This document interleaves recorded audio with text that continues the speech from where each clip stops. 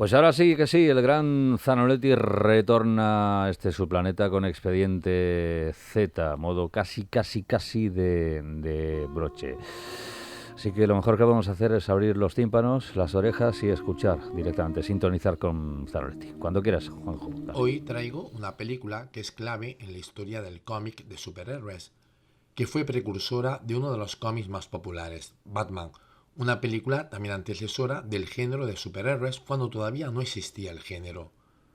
Hablamos de El Defensor Público, realizada por Walter Ruber, estrenada en 1931 y que adaptaba la novela El crimen espléndido de George Goldchild. Está protagonizada por un justiciero que firma sus acciones como The O'Connor. Va ataviado con cuello alzado, sombrero y guantes blancos, estos últimos una metáfora de la justicia. Siempre lleva el rostro oculto y no se deja ver por nadie, lo que se convierte en una leyenda urbana. Este tipo de personajes, que luego serían llamados superhéroes antes de llegar al cine o al cómic, lo habían hecho en la literatura, en las publicaciones pulp, es decir, en publicaciones baratas, de baja calidad, y que fueron muy populares entre 1896 y 1950.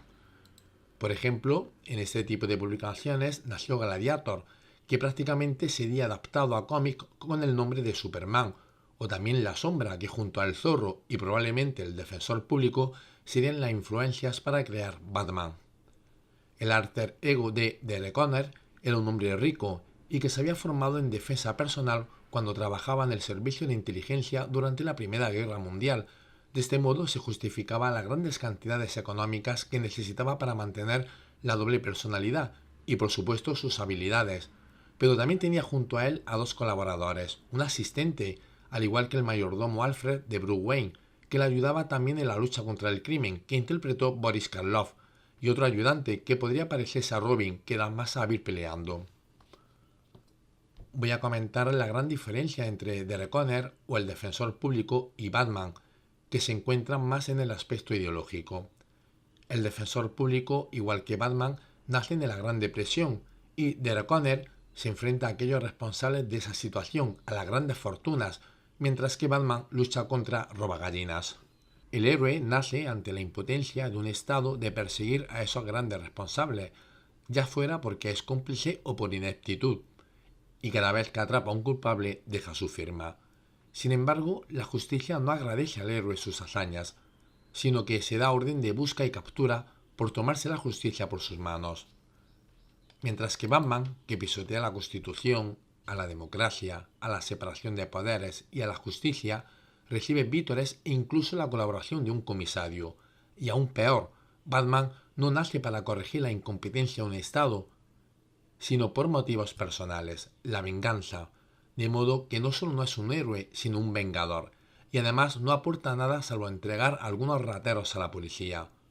Como bien se pudo ver en la introducción de la película de Batman de Tim Burton, una escena de presentación de tono épico para capturar a unos carteristas que se esconden en un tejado, que refleja muy bien el tono del cómic.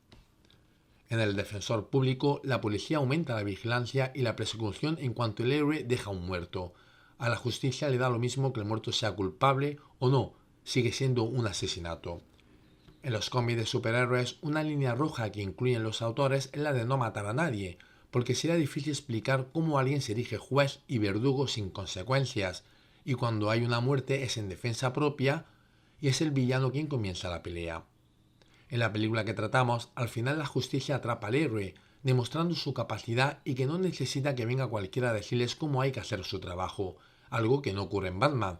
Se deja patente la incapacidad de la policía y la necesidad de individuos como Batman, con el fascismo como bandera, en esa idea de que solo el pueblo salva al pueblo y de que el Estado no sirve para nada.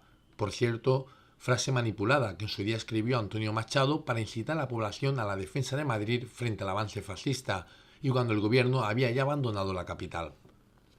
Pero en el universo de los superhéroes, ningún gobierno ha abandonado sus funciones dejando al pueblo solo frente al invasor.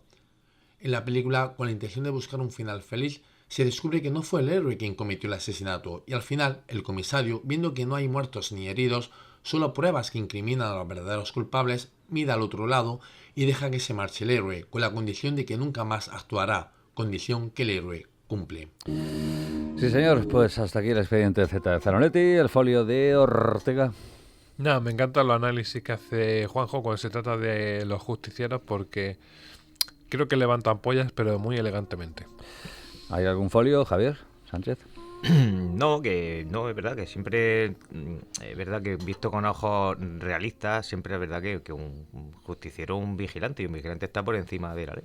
Claro que siempre aparece este tipo de personajes cuando es verdad que la ley no llega hasta donde tiene que llegar la justicia. Tal cual.